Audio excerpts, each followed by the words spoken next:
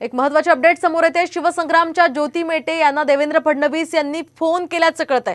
ज्योती मेटे महाविकास आघाडीसोबत जाणार अशी चर्चा काही दिवसांपूर्वी रंगली होती, मात्र भाजपकडून आता भविष्यात त्यांचा विचार होईल असं आश्वासन देवेंद्र फडणवीसांनी त्यांना दिल्याची माहिती सूत्रांकडून साम टीव्हीला मिळते। तर ज्योती मेटे या लवकरच महाविकास आघाडीमध्ये सहभागी होणार असल्याच्या चर्चा काही दिवसांपासून सुरू होत्या। बीडमधून त्यांना पंकजा मुंडेंविरोधात उमेदवारी मिळण्याचं सुद्धा बोललं जात होतं।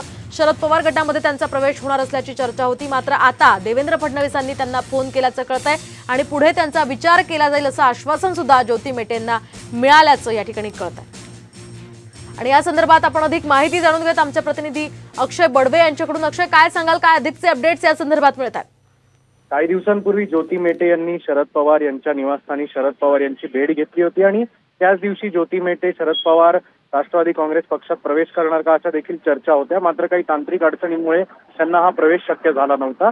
मात्र यानंतर काही दिवस उलटल्यानंतर उपमुख्यमंत्री देवेंद्र फडणवीस यांनी ज्योती मेटे यांच्याशी संपर्क साधल्याची माहिती जी आहे ती विश्वसनीय सूत्रांनी साम टीव्हीला दिलेली आहे आणि त्या दोघांमध्ये देखील काही प्रमाणात चर्चा देखील झाल्याची शक्यता वर्तवण्यात येते। मात्र ज्योती मेटे पुण्यात मंगळवारी येऊन महाविकास आघाडीमध्ये सामील होण्याची शक्यता देखील आहे। त्यामुळे भाजपमध्ये ज्योती मेटे जातील का हे अद्याप सांगू शकलेलं नाही। मात्र आगामी काळात तुमचा नक्की विचार करू अशी देखील शाश्वती जी आहे ती उपमुख्यमंत्र्यांनी त्यांना दिलेली असली तरी सुद्धा ज्योती मेटे आगामी लोकसभा निवडणुकीसाठी इच्छुक आहेत।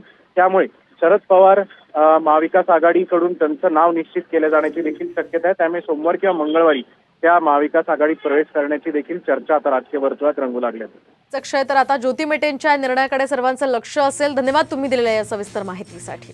आपण पाहतोय सध्याची ही महत्त्वाची अपडेट। तर लोकसभा निवडणूक पंकजा मुंडेंविरोधात बीडमधून निवडणूक लढवण्यासाठी ज्योती मेटे इच्छुक होत्या आणि त्या पार्श्वभूमीवर त्यांनी शरद पवारांशी चर्चा सुद्धा केली होती। आता ज्योती मेटे नेमका काय निर्णय घेतील त्याकडे सर्वांचंच लक्ष असेल।